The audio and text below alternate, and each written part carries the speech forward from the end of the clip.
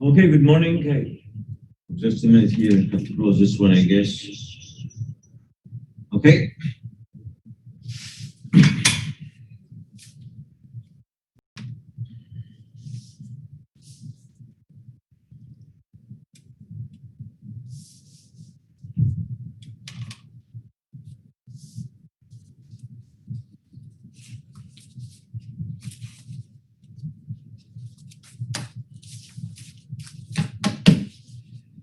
I think today I try to finish with you the last thing about the basidiomycetes. We talk about basically the rust, and then we talk about the smut. Today we finish there.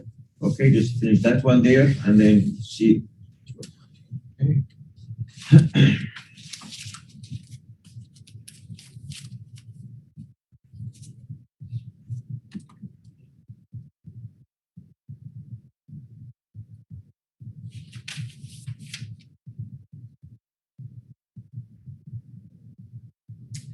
Last lecture we talked about basically about the smut, which is basically belong to this order.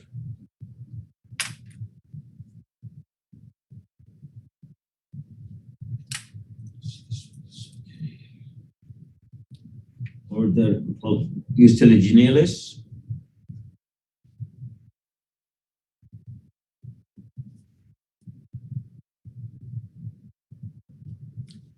Okay, in this order here. Okay.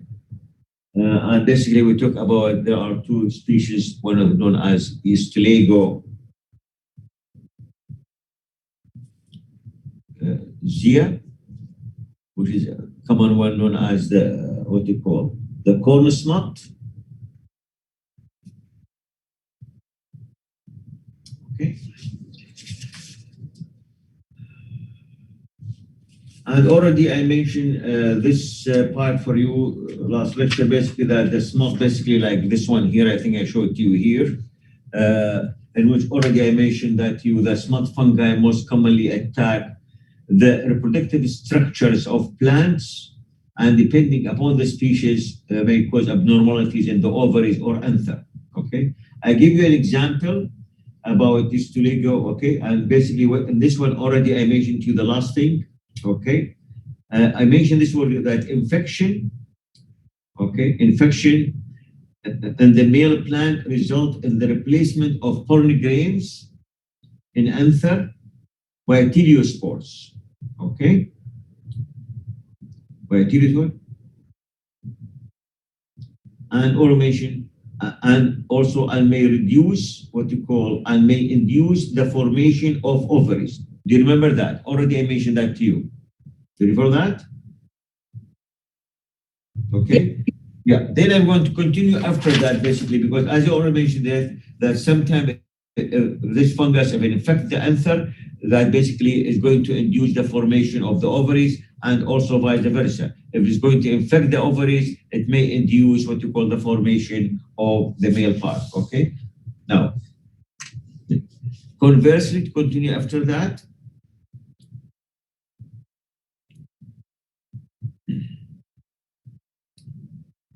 Okay. Conversely, infection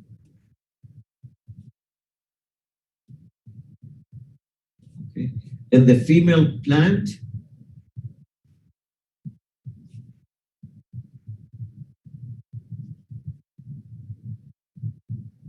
in the female plant induces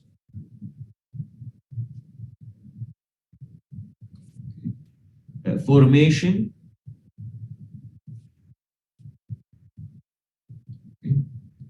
of sterile anthers.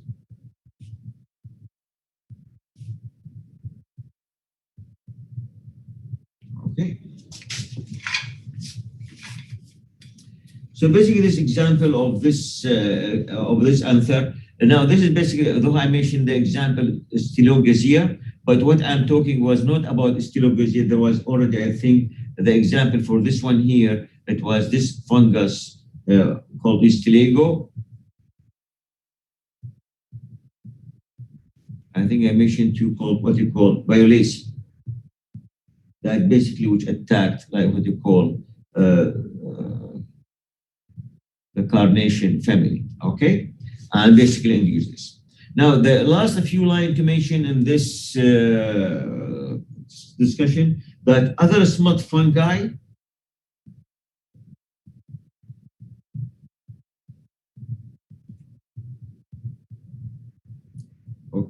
may cause sterility.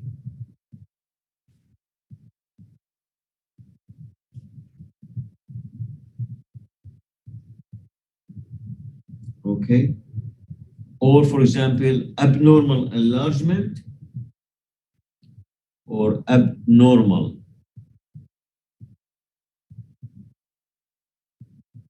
enlargement, okay, or other modification of the reproductive structure, or other modification, okay, of the reproductive structures.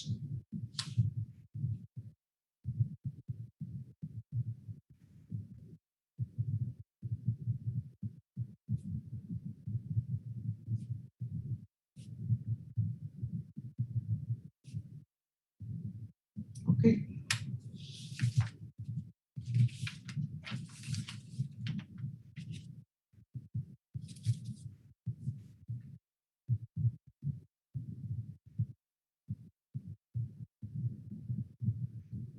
So by this, basically, I will end up what you call this section of the basidiomycetes.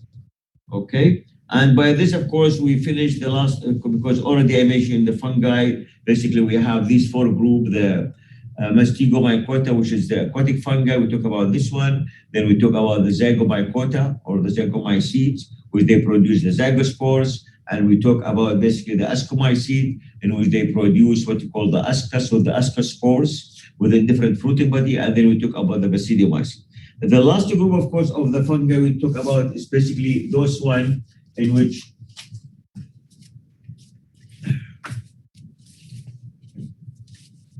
the fungi imperfecta.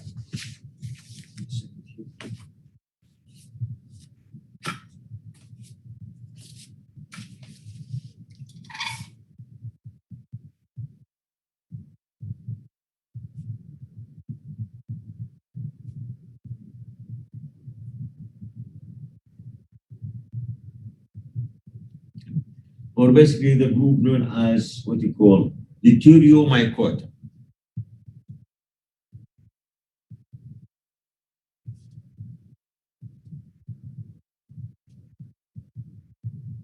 Okay.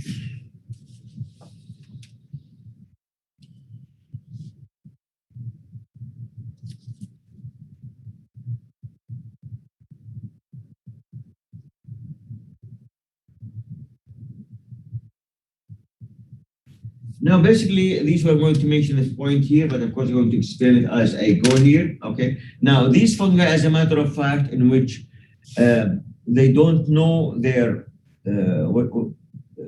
sexual life cycle, because as you know, all the group I mentioned to you basically are based on the type of the fruiting body produced during the sexual life cycle. And that's why we based on zygomycete or ascomycete or basidiomycete or the other one, aquatic fungi. Now, there are some fungi basically either they don't have a sexual life cycle, they already reproduce only by asexual, or their sexual life cycle is not discovered. So what happened with these fungi, which is really quite a large group, they put them all in one group known as fungi imperfecti, because their life cycle is not perfect, it's not including the sexual and asexual. Okay, or we call it what you call deuteriomycota, or we call it also deuteriomycota. Now, normally, of course, when you classify as genus or a species or anything, that basically you are using what you call the genetic or the sexual life cycle. Now, because these fungi we don't know their sexual life cycle, and in order to show that their classification, as we call it, is artificial classification. And that's we call, for example, we call form class or form species or form. We put the word form, but I will explain as go now. Now, to mention, for example, all the fungi imperfecti, okay, are placed, okay, we call it in form class, which is known as deuteriomycete.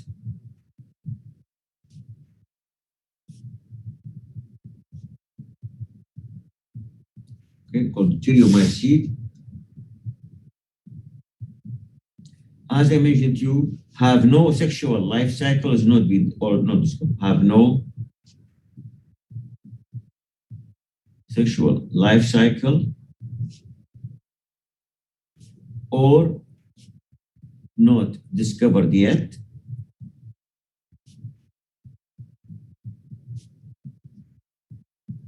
Okay. As I mentioned, consequently called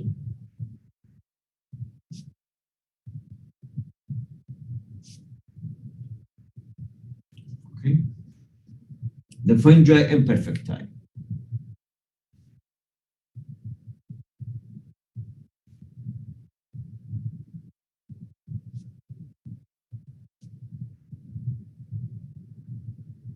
Okay.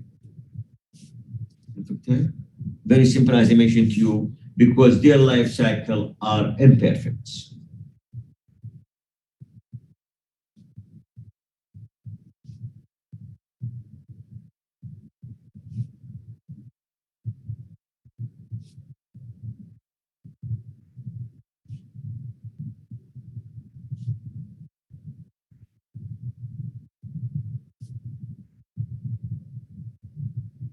Okay.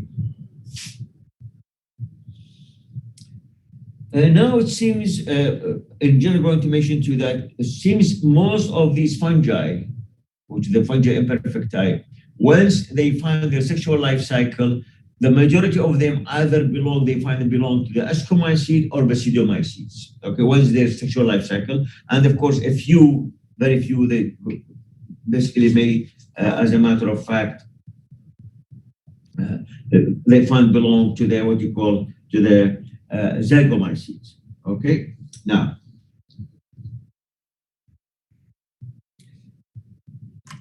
as I mentioned to you here, that because Sir, can you move the page to the right just a little bit?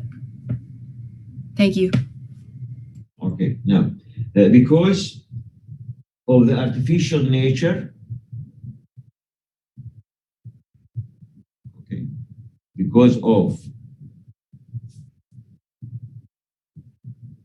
the artificial, okay, nature, as I mentioned, okay, of this classification.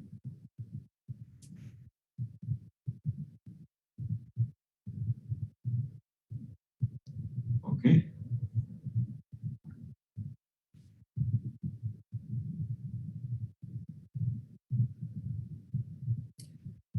Let me call the designation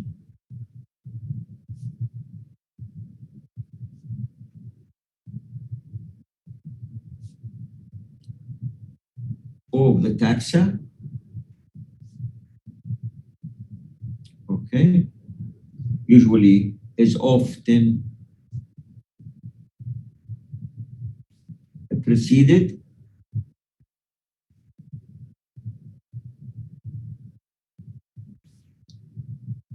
by the prefix called form. Okay. As I mentioned to you, as for example, form class or subclass or form species or form genus, etc. Okay, because to show that, okay. Now, as I mentioned to you that this group of the fungi imperfecta, of course, has been classified basically based on their, what you call, kind of sexual production, to mention this one. Now,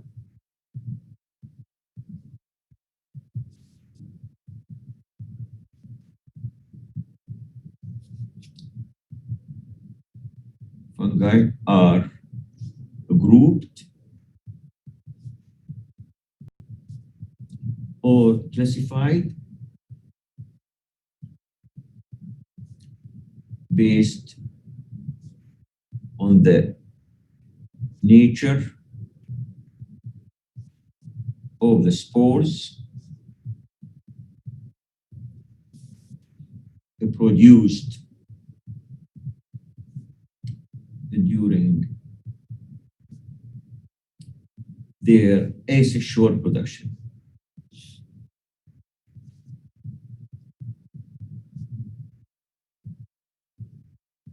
Okay.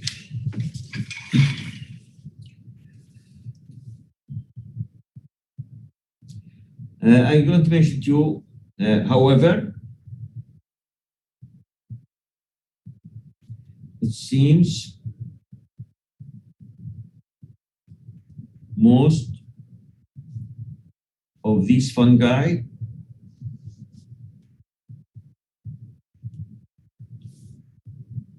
when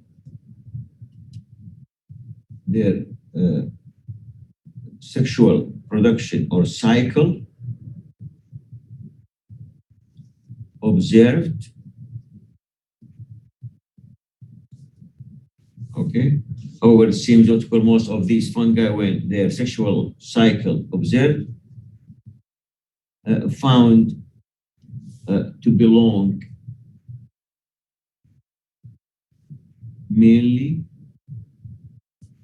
to ascomycetes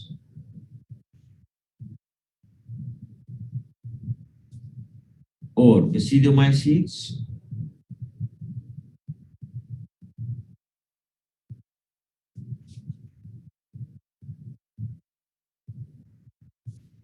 and a few to zygomycetes. Okay.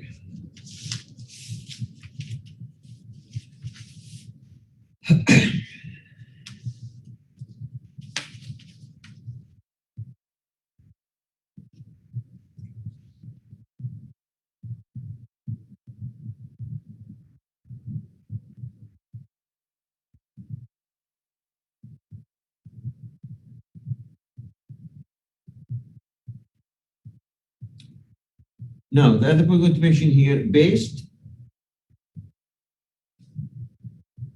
on asexual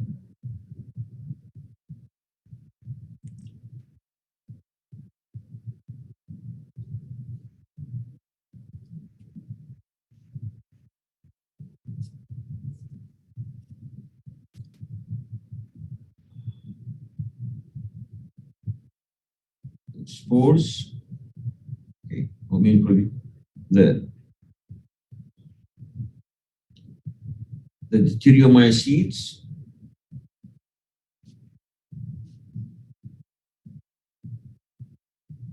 Down here.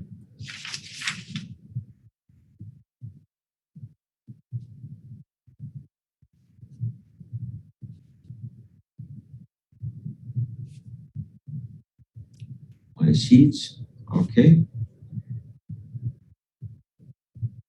Is grouped into four form subclasses. Okay.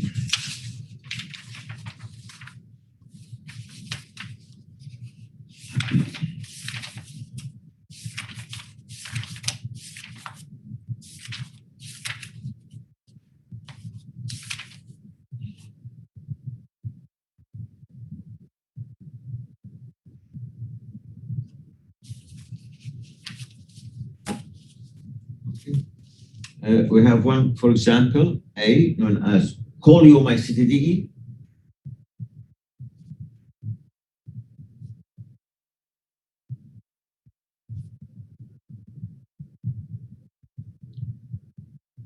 The other one known as Hyphomycetidae.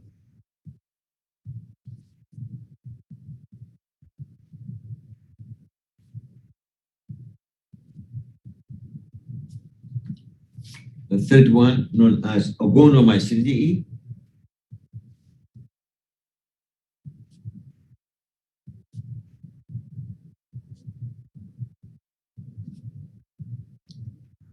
And the other one known as Blastomycetidae.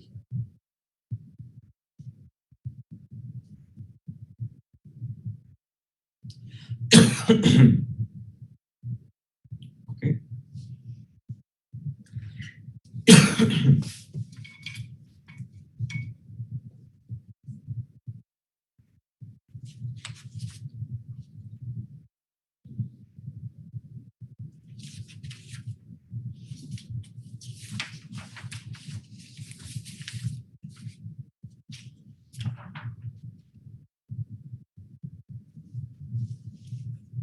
Now we'll start first with the first one here, the Coleomycetidae.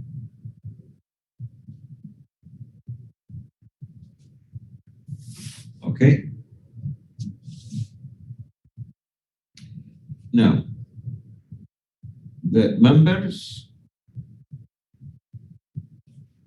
of this group of fungi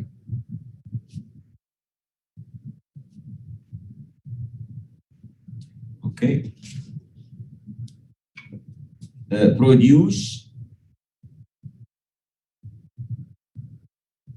okay, their conidia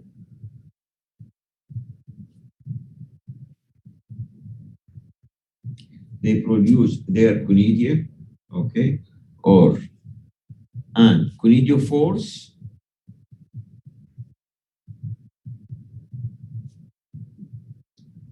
okay, in a structure known as Penicillium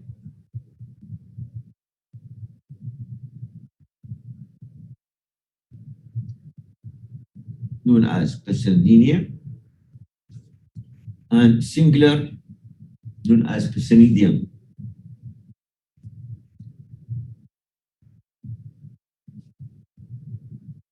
Okay,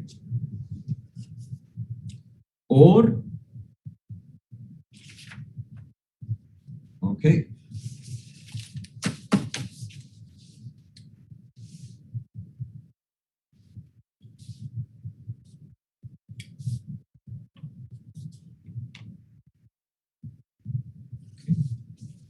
or in a cervuli, or in a cervuli, or in a cervuli, this HC, okay? Or of course, singular in this case, going to be a cervulus.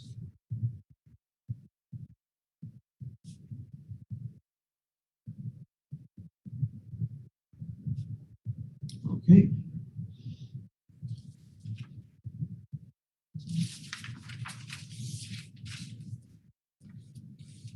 This is how it looks like the Pasadena.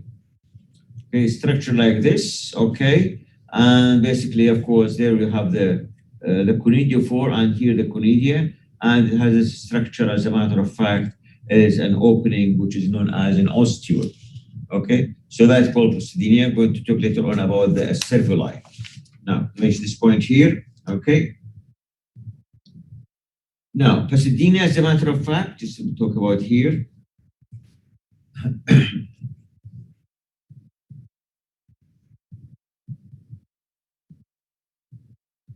Okay, are generally, okay, a flask shaped.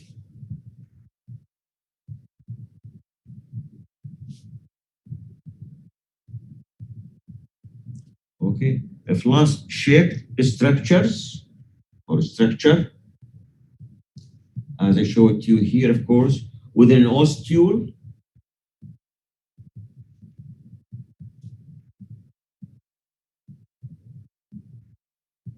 Okay, at the top.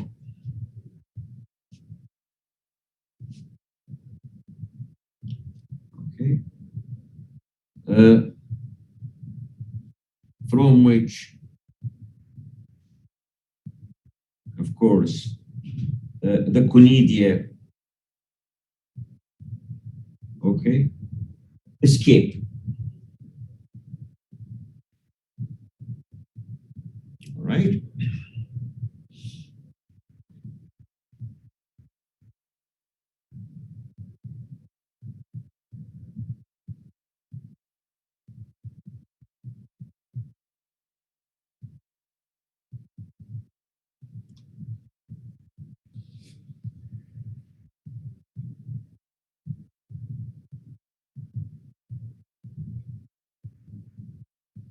Now, example I'm going to give you here is basically the conidia.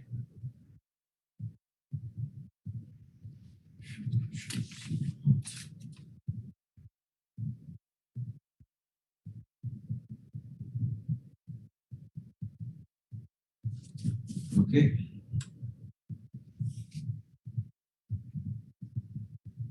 Which is, as a matter of fact, okay, which is the imperfect stage.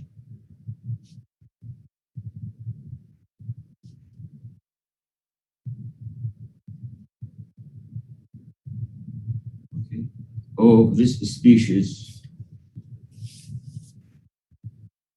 Guanderdia biduelia. Okay.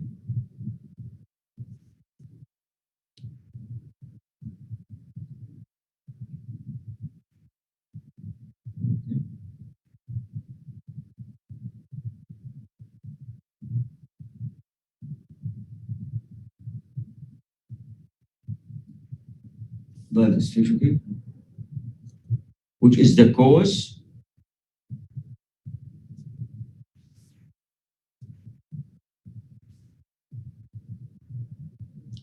okay, of serious known as black rot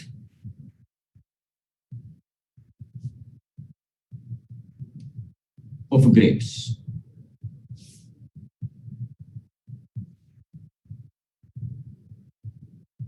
Okay, so this is basically one of the example under this the form subclass. This is, don't forget, this is form subclass of Coleomycetidae.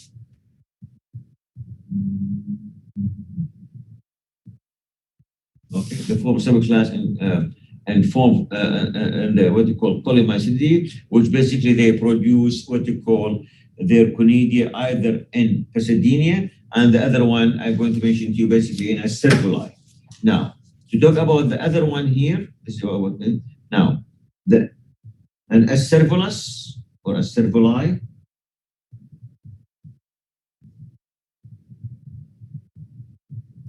Okay, Aspergillosis is a mass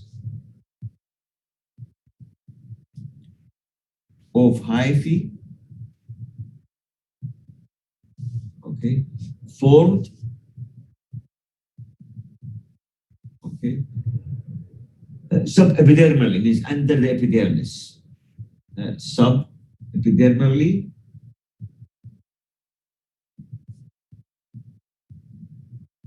okay, or sometime under the cuticle, or we call subcuticularly, or subcuticularly under the cuticle,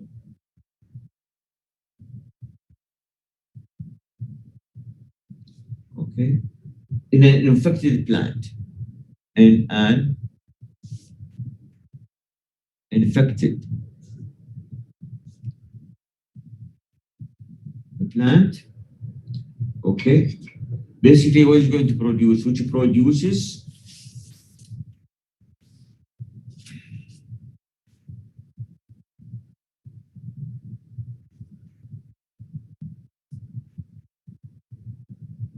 okay, which produces a bed,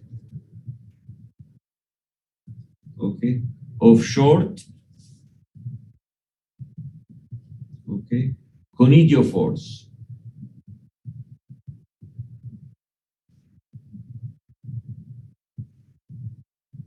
conidiophores with one conidium,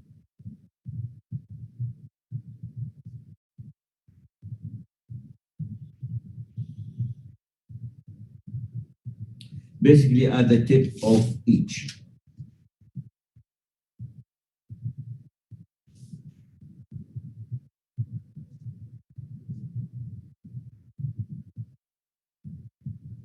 Okay, which is at the tip of each.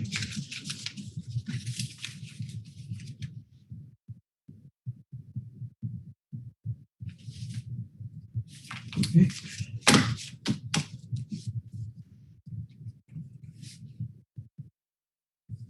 Give me a second here.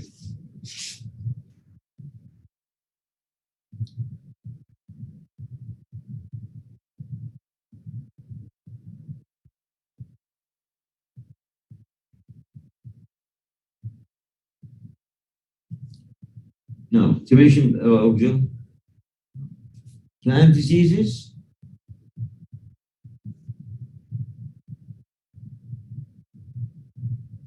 okay, caused by fungi, okay, with a cervuli,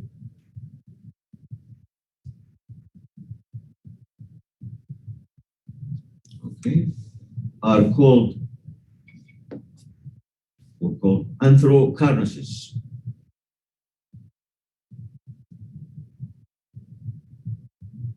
Okay, mention to you here, anthrocarnosis.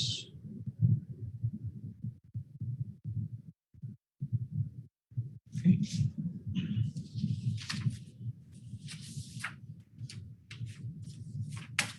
Usually, just give me a second here. This is how a cervulus it looks like. Structure like this here. And basically, as you can see here, basically, this is the conidiophore for this particular fungus here, okay? Okay, and of course, as you can see, the conidia here, basically, they are septate. Each one of these produce a conidia like this. And of course, this is the bed of cells, okay, in which all they lie in. And of course, this is basically a section occur under the epidermis or under the cuticle of what you call of infected species. Okay, you see this one here. Now, usually something I didn't mention that you remember when I mentioned between, for example, in ascomycetes, if we have, for example, in the say in apothecium, and you have what you call ascus with ascospores. And then what you find there are between them some hyphae are not producing. What do you call these hyphae? Anybody remember that?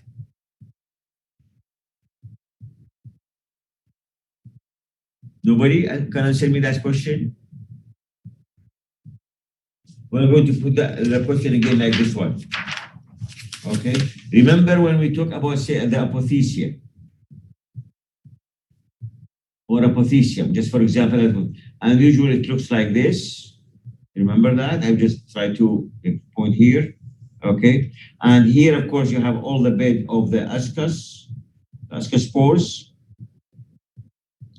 Okay. Can you move the paper down? Okay, I will. You have these ascos, and then you have hyphae between them. So this is here, the ascus, of course, with ascospores. I'm just asking a question here. Now, between them, you have these hyphae, sterile hyphae. Anybody remember what you call these sterile hyphae? The paraphyses? Yes, there is, yes. Okay, sterile hyphae known as paraphyses. Okay, paraphyses. Okay, now the reason I mentioned that here, in this one here, okay,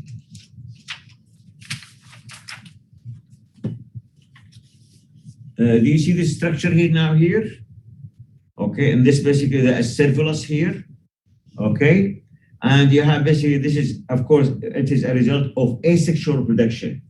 Don't lose it. And usually you have basically, this is vertically the conidiophore, and here you have the conidia, like septate like this. Now, also you can see here, you have sometimes cell like this, okay, which is basically, they are like, they're not producing. Now, on this one, we call them setae or seta. We got this point here, we call them seta. I'm going to mention to you here, okay? Now,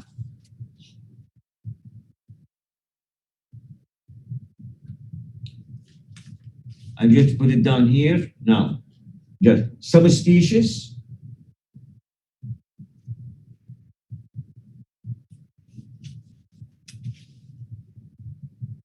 Okay.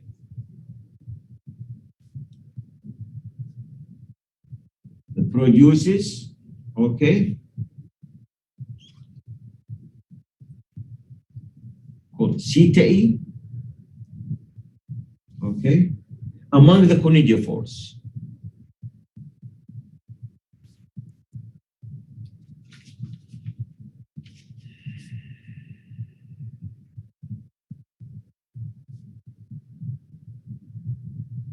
Okay.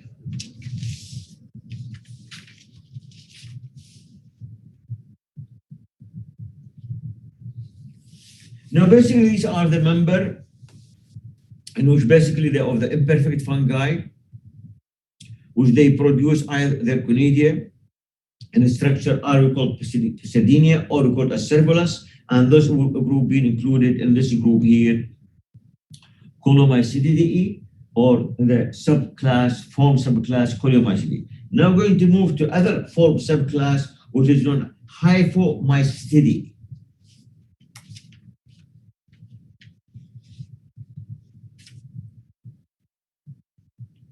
Then we're going to move to the form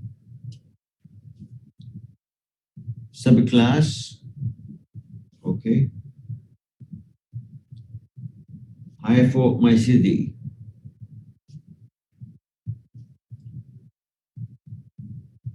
Now, this group of fungi simply include all those, like the one, remember when I talk about, when we talk about, especially in Ascomycete, I talk about Aspergillus and I talk about Penicillium. We put them in order known as Eurasialis. And at the time, I pointed to you that this order, Aspergillus and Penicillium, for example, could be other genera also, and which we call them this order because before they used to put them under the order Aspergillosis, okay? But because we find some species of Aspergillus or Penicillium, we know their sexual life cycle and other we don't know. And that's why basically now this group here includes those species in which they produce asexually by forming conidia and conidiophore, okay? Like a species of Penicillium or a species of Aspergillus or other species in which their sexual life cycle is not known. Okay, so that is the group here known as. So it's mentioned point, okay? Now, in this group here, to mention there, okay? This is in general. This is an enormous group of fungi. Okay, this is an enormous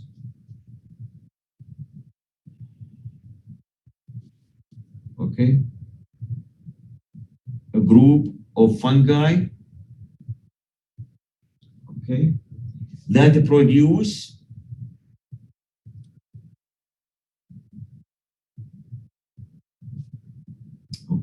their conidia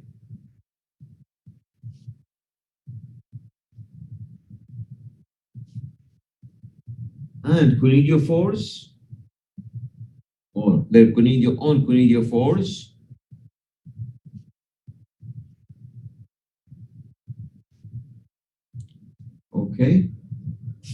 originating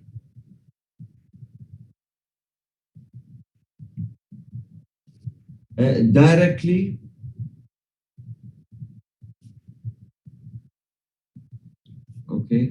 from the somatic hyphae.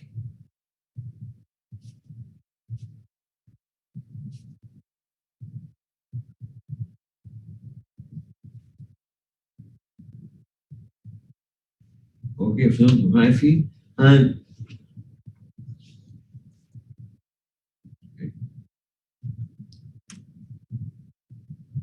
are more or less, of course, these hyphae are not really organized, more or less unorganized.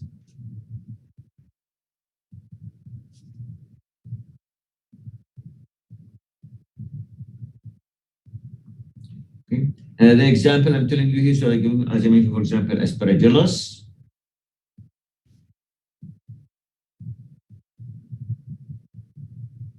and Penicillium.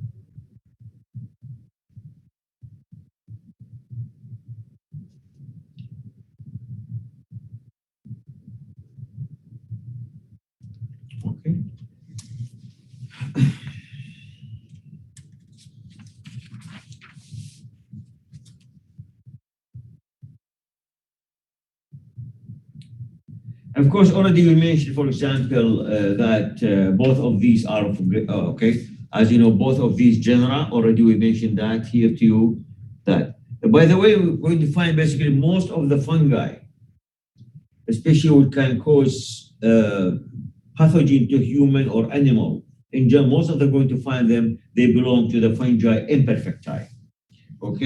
Just to mention here now. Both, of course, of these of great mention to your importance. I think finish from this one here.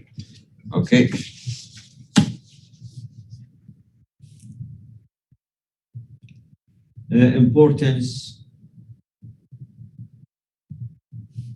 in human affairs.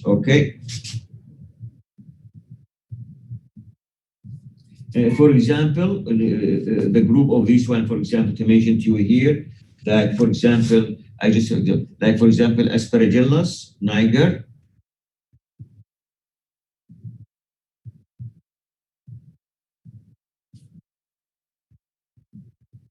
I just give you an example here, and some other species.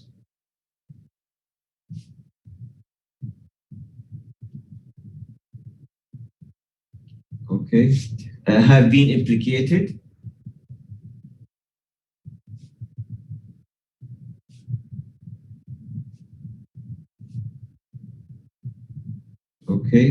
In a human lung infection.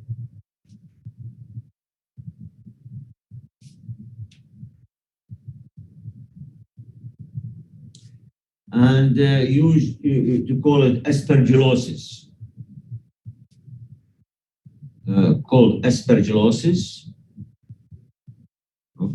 Now, in general, I'm going to mention one point here really,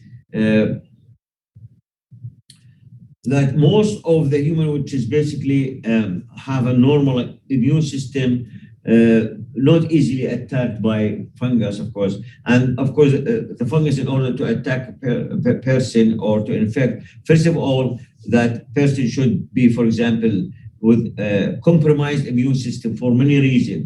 It could be, for example, people, for example, which they do transport of organ and others, and because they know what you call these patients usually give them a lot of what you call anti-immune, because so that the body will accept the new organ, so that basically the stage is very critical. Because, or some people were affected, especially with other diseases or genetically. Okay, these are mostly could be easily infected, but also sometimes if people are exposed to a huge number of spores, okay, that normal people mostly recover. Okay, but this is of course as the aspergillosis was most commonly in bird, but also they found in human. Okay, which, as I mentioned, aspergillosis, which resemble tuberculosis symptom.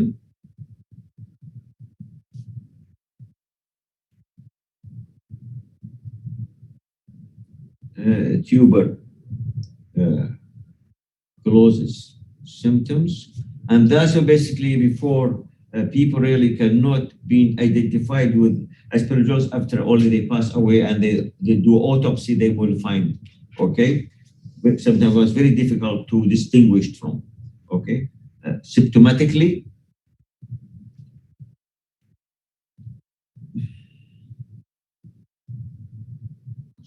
or symptomologically. Sorry, this is O here. Okay, and which is difficult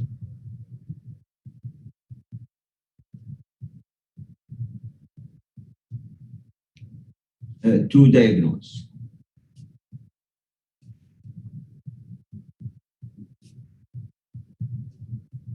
Okay.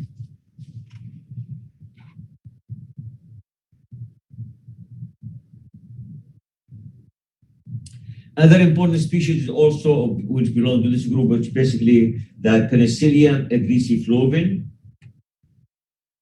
I'm just going to mention few of these, not much here. Okay, Penicillium, which is belong to this group here, like Penicillium. Okay, Glyciflovin.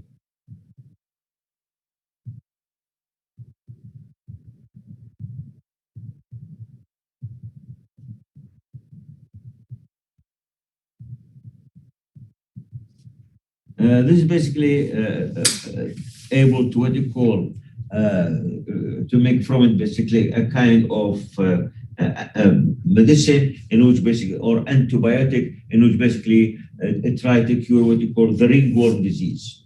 Okay, they produce basically the antifungal, antibiotics.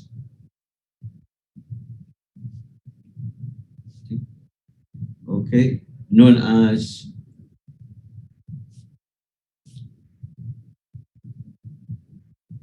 Glyciflovin,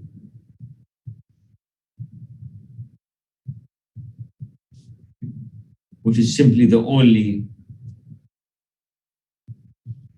effective treatment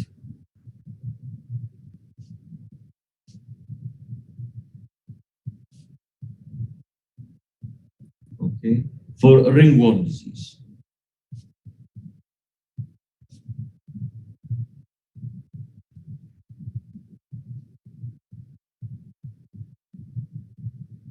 Okay,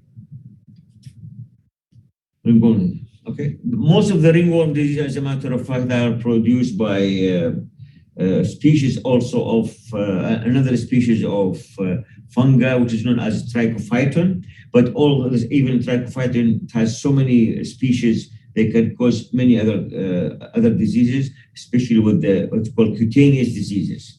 Okay, so basically, like a trichophyton knows rubrum, which causes basically the ringworm, and we call arthritic foot, and so on. Okay, these are the things here.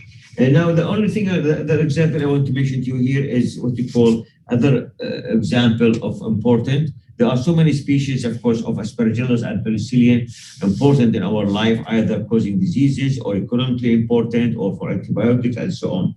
Okay, of course, you have, for example, Penicillium, I mentioned to you, the Crookfurti, They can use it for making what you call the blue Danish cheese and others. But the other one I'm going to mention called Aspergillus flavus.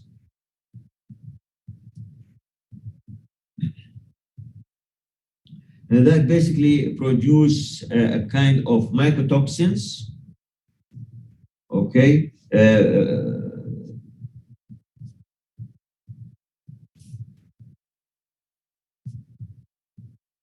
Mycotoxins, especially basically on grain, and especially like peanuts. The peanut grain, and that's why basically because that produces what you call mycotoxin, and the mycotoxin is sometimes, really sometimes deadly. Mycotoxin on contaminated, okay?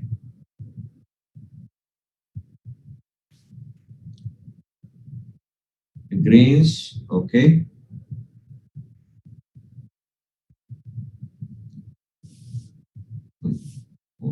Such as also peanuts,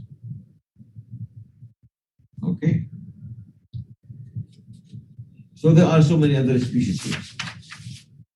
Then we're going to move basically to the other, what you call, the third group of these fungi imperfecti, okay?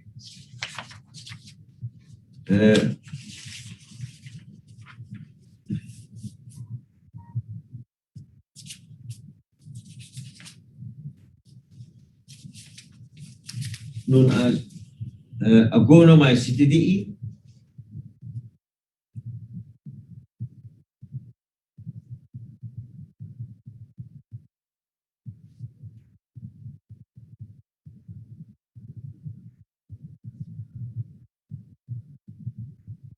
Okay. Now, basically, this group of fungi is a small group, okay? And to mention basically the form subclass or this form subclass,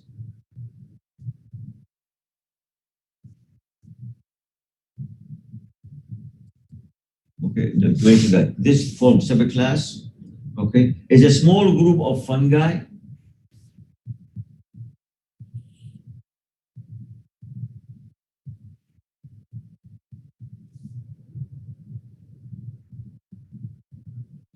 Okay, small group that produce no spores.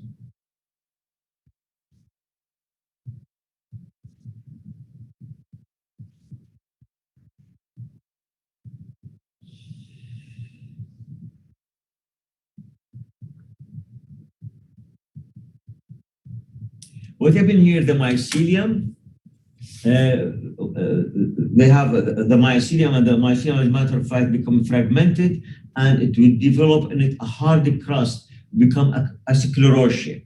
And that sclerotia basically become like a protective for these fungi during the unfavorable condition. And when it comes a favorable condition, that sclerotia is going to germinate into a new hyphae and so on. So this is basically by sclerotia. So basically, as I mentioned to you here, no spores, and they reproduce.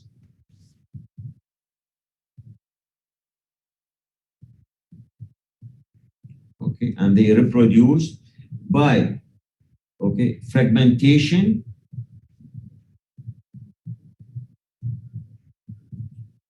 okay, of the mycelium,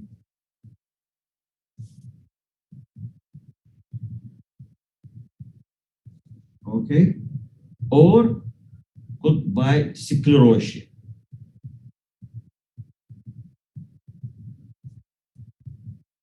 known as sclerotia. You see it? Okay, known as sclerotia.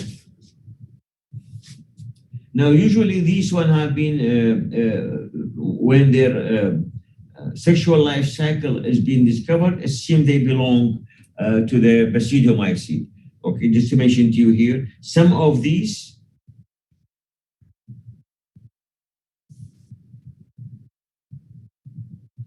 okay, have proved,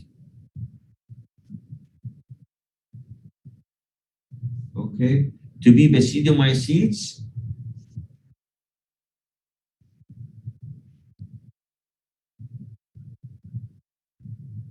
Basidiomycete, of course, when their sexual stage discovered. Okay? When their sexual stage, okay, were discovered.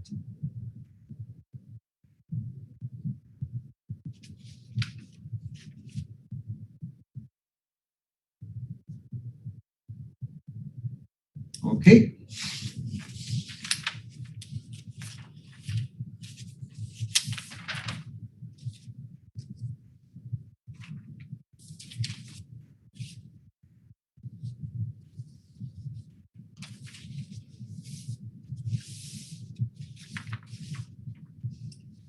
Then I'm going to move to the last one, which is known as a blastomycete, the form subclass.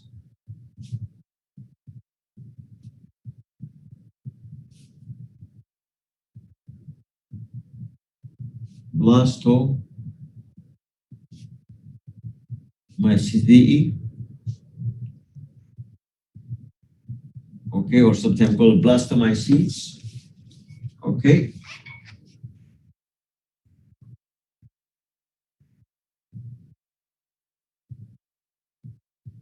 And these basically what you call those fungi in which basically they are forming yeast. As you know, the yeast is a unicellular organism, and most of the time the yeast basically when they multiply asexually, okay, they multiply asexually by budding, okay, not by the physical budding. All right. Now, most of the yeast, it seems, basically they you can put this note. Most of the yeast belong, for example, to ascomycetes, in which basically they can develop what you call like ascus, but of course without fruiting body. And usually when you get hetero type of thallic communities of yeast plus and minus, they can act like gametes and produce. Now these basically, like for example, like the normal yeast you are using for bakery or for okay, called known as Saccharomyces cerevisiae. These are basically because they need sugar. Okay. Now there are other what you call yeast. It seems also they belong to what you call to the Basidiomycete. Now sometimes I find, of course, that some hyphal organism they produce hyphae, but under certain condition they what you call becoming a yeast. In general, most of the time, for example, most of the fungi in which basically they, especially which is like dimorphic fungi, which infect animal and the human, you find basically outside of the body is they are hyphal, but when inside they become like a yeast. In this case, it seems basically the temperature and the humidity and could be sometimes pressure, which is these physical factor affect the fungus to change from what you call hyphal form to a yeast form. But in general, they put this yeast form in which their sexual life cycle is not known under the group Mycodina or Blastomycete. Now, this form of this form subclass, okay, belong or include those yeast form of fungi. Okay. Yeast, of course, as you know, are unicellular organisms, okay, and produce asexually by budding.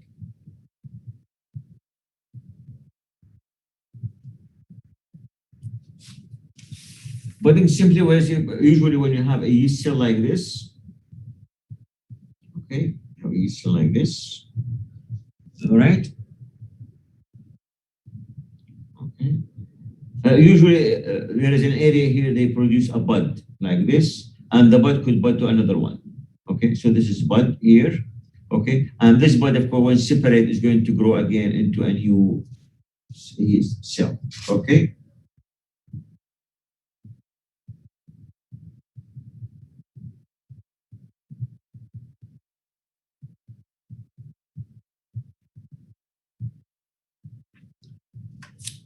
Simply to mention a few lines on this one here. Okay, the yeast are common.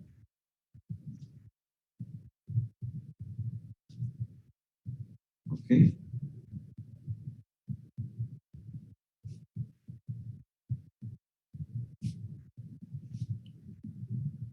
And some habitats.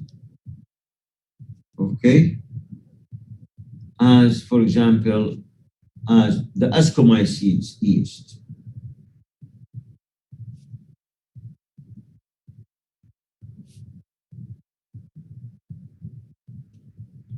Okay, as the ascomycete yeast. Okay.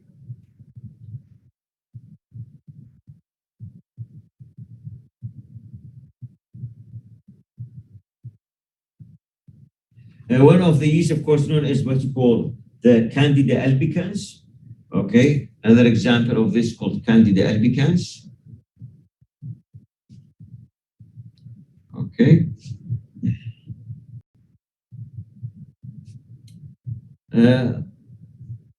Basically, sometimes when in fact, of course, it causes what you call this is called candiosis.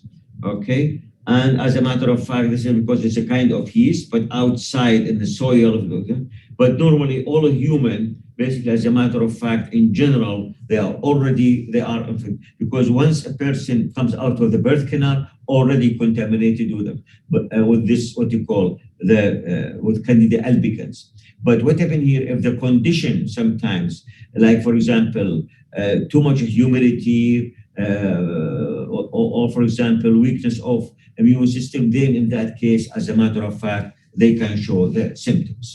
Okay, so basically by this, I will finish the four of what you call of these four of a group of fungi imperfecti, in which basically their sexual life cycle is not known, and mostly group them as a matter of fact based on the what you call the structure produced during their asexual reproduction. Okay, now there are two other phenomena also being shown in these fungi imperfecti. I'm going to discuss this. One of these phenomena known as parasexuality.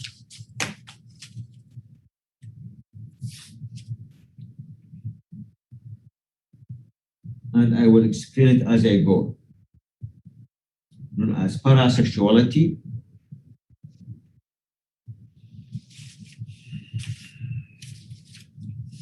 Okay.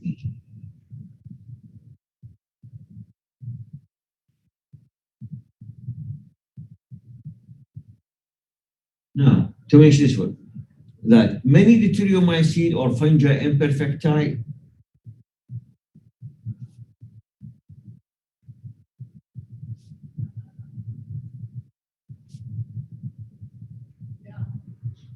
okay, many deuteriomycetes, okay, such as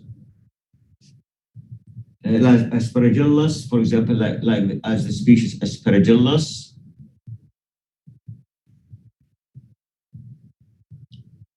which is known as fumigatus.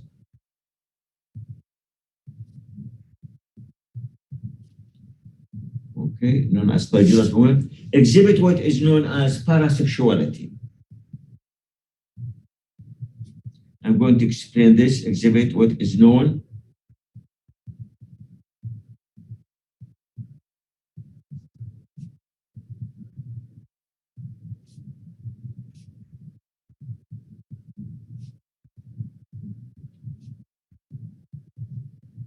okay.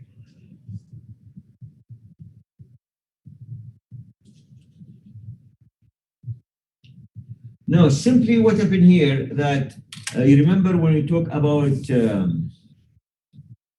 the stage of dikaryotic stage in which occur in the sexual production in which two nuclei it come together. Now, this one here occur also that a condition called of heterokaryotic condition, but all occur basically by a process known as anastomosis.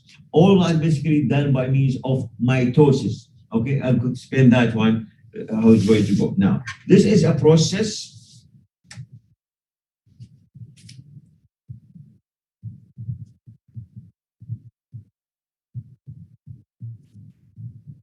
Okay, this is a process in which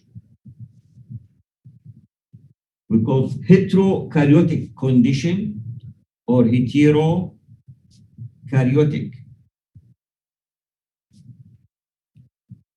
Okay, condition, okay, is established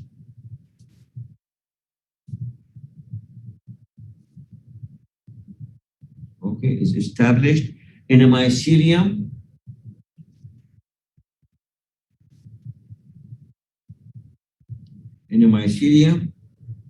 through hyphal, we call it through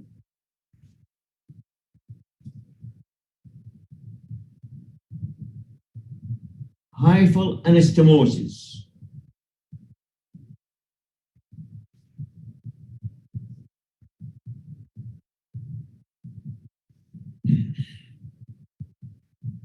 Anastomosis, okay, in which what happened here, occasionally, no, just to explain it now, occasionally,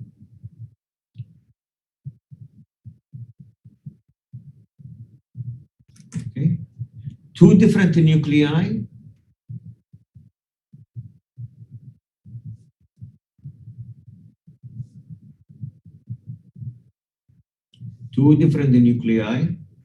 okay, if used somewhere,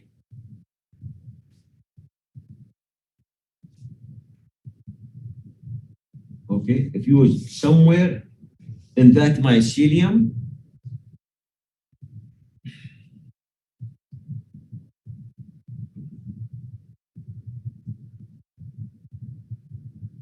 okay, in that mycelium, okay, and perpetuate themselves, means going to produce themselves and perpetuate.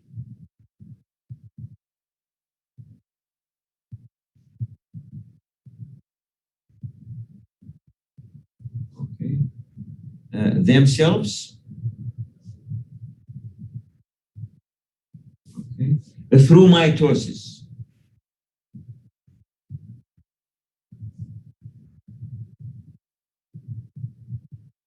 Through mitosis, and also what you call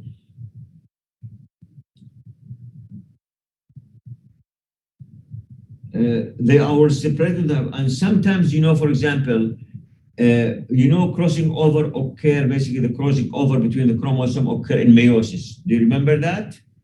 Okay, but sometimes these cell through what happened occur mitotic crossing over. Okay, to mention this point here. Now, through mitosis and making spreading,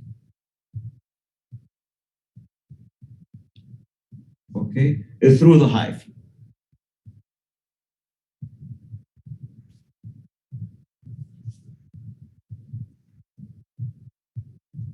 Okay, so basically produce two nuclei and also sometimes, to mention to you here also. Now, again,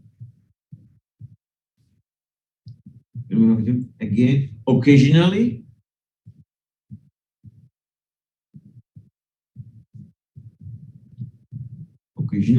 called mitotic crossing over,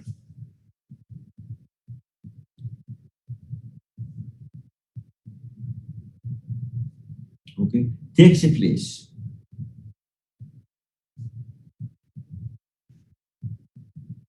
And also it occurs what you call crossing over and also reduction division. So, okay, okay, to mention this point here, okay, and mitotic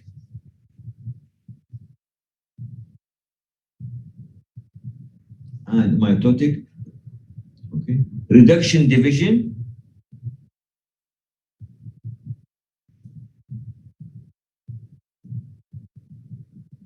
Division occurs. Of course, what happened here, when that occurs, is going to result having a nucleus, as a matter of fact, having different genetic recombination than the original cell. But all that occurs through this mitosis. Now, of course, what happened here, and this, what you call anastomosis, or this phenomenon, it gives some advantage of the sexual reproduction by giving a new genetic recombination. But the difference between, of course, sexual reproduction and meiosis and anastomosis, that usually in sexual reproduction, meiosis and others, they are regular. Anastomosis, it can occur anytime. We cannot have a regular when it's going to occur. That's the point to mention to you. That's the point to mention. Okay? And as a mitotic reduction division occurs, okay, resulting, of course, okay, resulting in a daughter nuclei,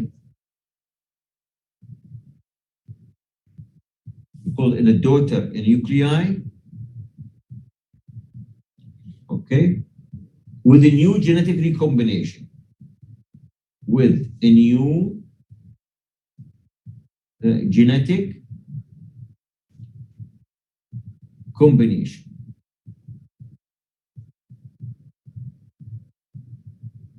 Okay. And what happened, of course, these is going to propagate themselves again. And these nuclei,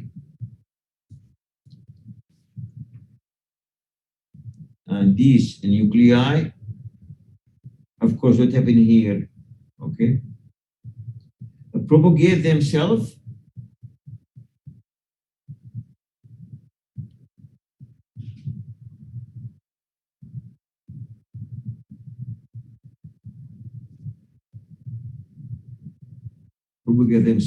by entering, of course, when they go in the conidia or spores and others, going to produce a new strain.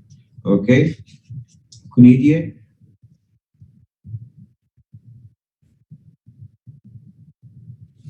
By entering, sorry,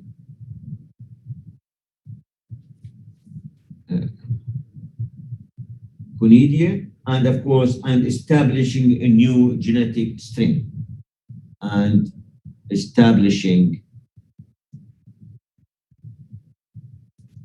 a new genetic strains. Okay.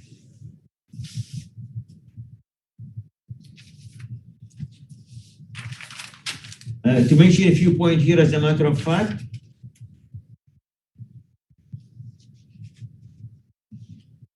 that's basically what I'm going to mention this point here, that anastomosis,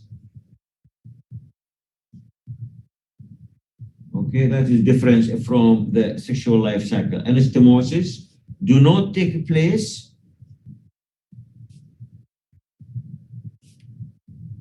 okay, do not take place at a specified place or time. At a specified place or time, okay, in the life cycle.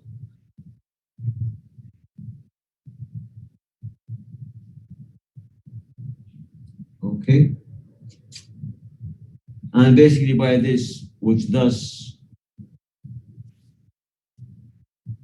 differ, of course, from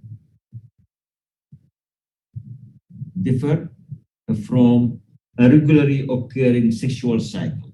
Differ from, okay, a regularly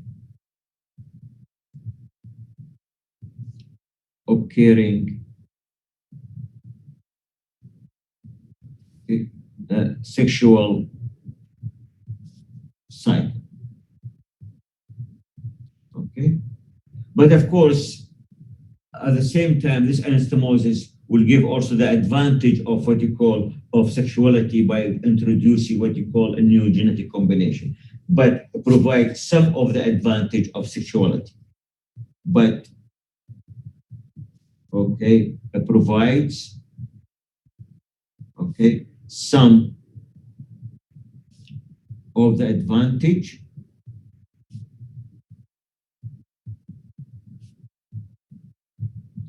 of the advantages, okay, of sexuality.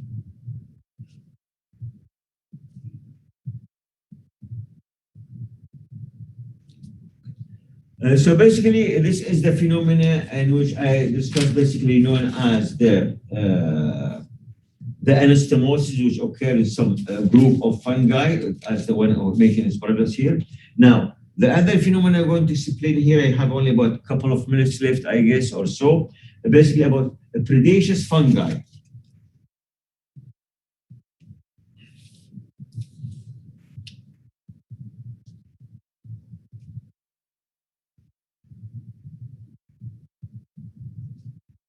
Predacious fungi.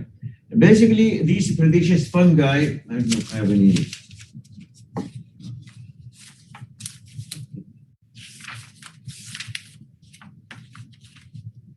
Yeah, these predacious fungi, as a matter of fact, these are common fungi, basically, in which there is, I'm not going to put it, going to talk about it. This basically, they will feed or take nutrients from other organisms, okay? And they find them very useful in soil. Okay, what happened here, some of them, as a matter of fact, they can, I don't know if I have the other information to give. Okay. Okay. They have what you call, they produce rings, as a matter of fact, in which nematode, they go inside, they capture them, or sometimes they produce like a knob, adhesive knobs, and then of course, when the organism attached to them, then of course, in that case, they may produce kind of toxin to kill it, and then they absorb the nutrient. So these known as predacious fungi, I'm going to talk with you or to explain the point next lecture. And of course, they are very useful, sometimes being used, especially to use it like a biological control for nematodes and other organisms which can basically affect the agriculture. So these are what you call the predacious fungi, in which basically they feed, okay, on capturing and digestion of minute animal. I don't know if I'm able to finish this line, but I'm going to put it down. Some fungi, okay, some fungi, okay, take their nutrition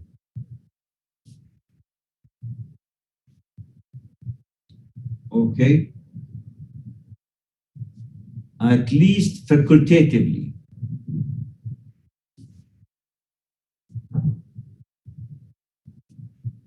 Or facultatively,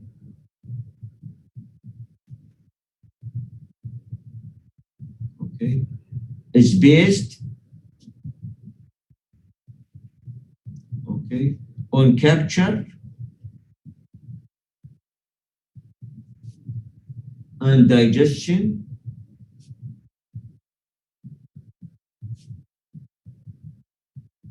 okay, of minute animals.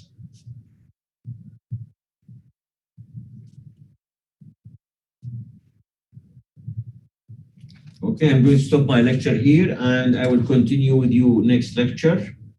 Okay, because I think it's going to stop any minute now, this screen. Did you follow the lecture okay today? Yes. Yes. Okay. Yes. Good. Yeah, because after I finish this one, then of course by this I finished almost all the group of fungi, then going to move to other section of fungi